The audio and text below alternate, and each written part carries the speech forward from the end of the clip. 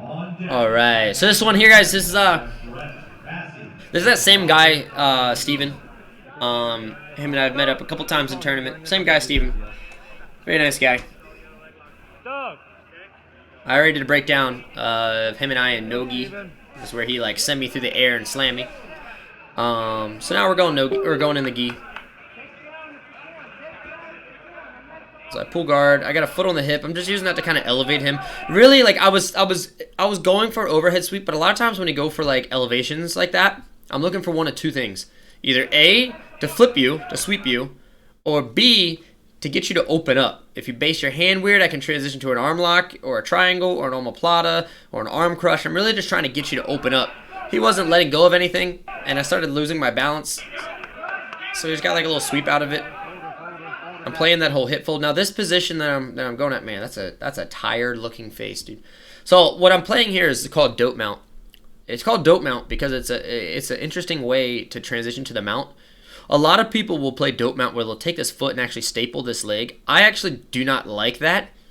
Though I understand, though there is a purpose for it, because the dangerous way of playing it, the way that I'm playing it, is it does open up leg locks. Whereas putting the staple will eliminate the leg locks. But what it will do is it's also a ramp. It allows him to push you away. He can push you away more. When my knee is flat on the ground like this leg, it's immobilizing his hips. He can't turn back into you. And then I have to establish upper body connection. So as long as I'm pretty sure I'm cross-facing him with his left arm. As long as I'm cross-facing you or controlling your upper body, there's no leg locks that can take place. It's very, very hard to do so because your spine's being twisted. If you don't have the upper body connection, you kind of lose that leg lock kind of scenario. Look, you got the refs not even paying attention to his matches. They're all watching mine. Let me see exactly what happened. I lost track. So we're playing the dope mount. Yeah, he wedges me away, and I think he had pretty good frames. I'm pretty sure that's what the factor was here. He had good frames. I wasn't able to close him in. You see, I'm trying to keep that. He got his knee in, which led to him playing that butterfly hook game. It's very smart. I'm keeping my hips to the side here so here's interesting. So when I pass the half guard, especially a butterfly hook, sometimes I'll do this where I'll put my hip down. My weight will be completely off of you, but I only do this when I have your collar. And the reason why I do this is because I can stiff arm the knee. When I've talked about other videos, if you want to eliminate this butterfly hook, you eliminate it two ways. You either fold it to the ground or you push it out really wide, and then you can hit your back step or inside knee where like you kind of flip your ankle around. This collar grip is the jiu-jitsu cross face. So as I straighten my arm, that's going to turn his chin. My forearm is going along your jaw, and that's going to turn your head facing the other way. So that makes it really hard to get to your knees, and I'm going to keep this grip and pass with it. So see if I do that. So I back step out. Yeah, so here's the cross face. I keep the knee grip. I'm battling his foot. He got his half guard kind of in for a little bit, you could kind of see. But like he's got it in right now, but I just swivel my foot over. Those two grips, it's a cross-body control. You're dominating the knee, so he can't really lock up his legs properly, and it's hard for him to turn towards you. And then the collar grip keeps him from where he's at. It makes it harder for him to turn back into you. So here I'm just attacking basic cross collar chokes. The big thing with knee on belly is always maintain a connection with your arms. So even though I have the hand in the collar, this hand is always going to stay connected to your body at all times. The more of my body that connects to you, the easier it is to kind of keep your balance. So he's doing a smart idea, trying to get that inside arm. I got he lost the inside arm. My knee cut over. I think my right hand here was a little shallow. I start shuffling around. I think he's able to get his knee in. Yeah, so he fit his knee inside. I just stood up to kind of release it. He gets the guard back. Pretty much the same concept pass, showing the legs. Now here's where I'm stapling that top knee over bottom knee pin. So I'm using my knee just to kind of pin that leg. It's a little modified leg drag. I actually have this video on YouTube called the new leg drag. I'm using that, and then I'm grabbing his arm. Him grabbing my sleeve is just kind of keeping his arm stuck where it's at. So I'm holding his sleeve. So I'm actually creating that cross body control. It's twisting the spine. That makes it, this arm being controlled makes it harder for him to roll away, and then this one right here makes it harder for him to turn back to me. So that concept of passing where you're twisting the spine and you're pinning the top knee makes it very hard for you to do a lot of things. I just lower my body, I pass the side control, and then now we're a little chill. So I'm getting that cross side control. I'm setting up a little. I'm actually kind of it looks like I'm just kind of feeling what was going on. I'm setting up a little mousetrap.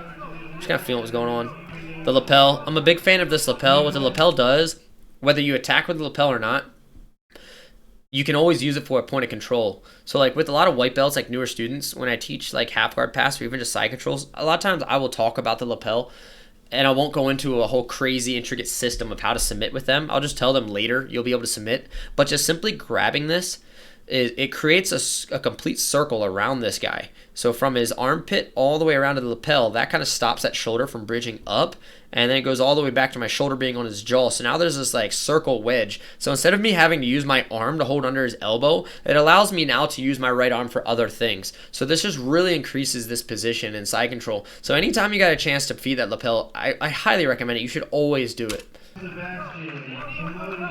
He's got his hand in the collar here. I'm not a fan of any of these grips. Hands in the collar and like hugging, like he's not creating any wedges. He has to create some wedges. He's knee framing slightly wrong. I would switch the knee frame as well. That kind of keeps my hips where it's at. He needs to get this right arm, this wedge on my hip, and then switch his legs so that way the right knee is wedging my opposite hip. So he's kind of pinching my hips. That makes it so if I make any mistake that he can slide his knee in. This hand, you've got a wedge. Just grabbing here is it's just holding me tighter to you. So he tried to wedge that arm, but the thing is like this arm is very hard to get in. In order to get this arm in, you either A, need to make this wedge in so you can make that arm, or you need to bridge properly. Bridge where you're kind of like punching him with your bicep. If he can bridge properly, then he'll be able to get this arm in. So there, see, he did a little bridge. He did like a yank bridge, and I'm okay with that. The thing is like, look, if you're gonna make a little yank bridge, where you're gonna like force your elbow down, that's more like that's a lot more energy you're gonna use. I'd rather use more energy than than a little energy. So I'm gonna do that all day long. Controlling his knee, I'm going knee on belly. Again, that shoulder, that lapel just really slows things down. I can turn my hips. I'm holding his knees. There's no guard recover. It's all about Panama control. What he has is a couple ways that he could sweep me right now. Mike Stewart, one of the black belts trained, actually the owner of Gracie, Maryland, he really likes his sweep. That's why I'm keeping my right hip tilted, is because if I drop my left hip, he'll actually be able to sweep me because my head's in his armpit right now. So I'm kind of chilling. He tried it a little bit right there. He saw me kind of jeopardize, like try to base a little bit. He let go of the grip. You start wedging. So here I start advancing, looking like I was advancing him out. Looks like I'm going back to the baseball choke. I think I have his lapel still. So he gets my knee, and I'm actually not I actually prefer to do this. I wonder if I gave it to him intentionally. No. Okay, so what happened here is he was actually sliding his knee underneath. And what I did here is instead of him taking it, I kind of gave it to him. So the concept of that used a lot in training or in like rolling is do things on your terms, not theirs.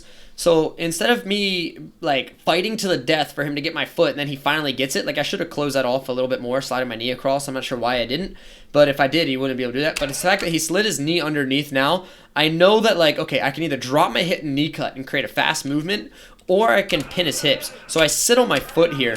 So I'm okay with this. A lot of you guys that have seen the lapel choke series, in fact, I think I have that on YouTube as well. I get this foot a lot. I intentionally staple this bottom leg because you can't roll away from me to unravel a lot of chokes. So I'll intentionally keep that staple. And I think that's kind of where I'm setting up now. I'm just kind of chilling. Like trying to get my underhooks and keep it. It's all about that lapel. I still have that lapel. Start passing. He gets the knee in. Very smart. Creating some wedges. Step over his knee. I'm pinching my knees here to make it hard for him to play that butterfly hook game. Again, he's not wedging. He's hugging. Hugging is just going to make you get tighter to that person. He really needs to create wedges on my neck. He's just keeping me tight. So he's starting to set up like a sneaky lapel choke. There's a little sneaky like bottom side control, bottom mount, bottom half guard, like Ezekiel that's based off of that lapel. So that's actually what he's thinking about trying to set up now. It's just risky, man. You're at the purple belt level. Doing that's really risky. But, I mean, hey, you got to do what you got to do, right? So I'm isolating, as I'm knee cutting down, like even though he has my ankle trapped, isolating this arm is always the key to trying to mount someone. I always tell my students if I'm going to mount you, I always isolate the arm that my leg is trapped or that my leg is penetrating. So if I'm coming across to this side, I need to isolate this arm. I will not mount you if your arm is not isolated. Like I won't do it unless it's a fight where I can punch you in the face or smack you, where you can't use your arms because your arms are going to be busy protecting your face, or if I just know I'm more superior than you in that position and that time of that match, right? But since he still has energy and he is a purple belt, he's a 2-stripe purple belt, he is dangerous, so I can't take him lightly. So that's why I'm like I'm gonna keep isolating this arm. This makes it harder for him to push my leg back between to the half guard, and also opens up future submissions for me as well. So I'm driving my knee down, just kind of chilling. I'm just letting him feel my weight. I'm adjusting my hips. I'm trying to work that arm up higher. So I create a little wedge here, trying to get my foot free. He's not giving it to me, so just do the fundamental knee cut off of it. It's a lot more powerful to be able to knee cut out of this than it is to try to mount. So I go from knee cut. The reason why I went back to this is I felt him starting to kind of play with his arms for that little Ezekiel. So I was like, well, let me go back and isolate this arm a little bit. So right away, right as he lets go of my ankle, and right away I capitalize on keeping his elbows up high. I bring my knee up so it's underneath of his shoulder. And then from here, I curl my other leg in. Now, because he left that arm in that collar, that gave me an arm crush. So I'm attacking the arm crush. And whether I get the arm crush or not, I have two submission options right now. I have the regular S-mount arm lock set up, and then I have that arm crush, that shorty arm lock. You'll see me kind of roll over where I'm attacking that arm crush here. So the thing is like it keeps both arms tight. My ankles are crossed. I'm in the guard. I'm okay with falling over. I'm in an extremely advantageous position right now. So I'm attacking the arm crush. He stacks to try to protect that arm crush. I let it go, and then I go to the arm lock. Now, from the arm lock, instead of lifting my hips, this is something. Instead of just lifting my hips, I want to attack the arm and attack his base at the same time. So as I lift my hips, I swivel towards his head, which also creates a sweep. So that's what creates that sweep where he starts to fall over. And now things are just extremely, extremely tight at this point. Like the arm's already gone, the ankles are crossed, the knees are pinched. And then that's the submission. So that was my thoughts on that whole match. I'm going to do more of these matches, guys. I have a bunch more all over YouTube and on simplicityjujitsu.com in the discussion section. Go check them out. Thanks, guys.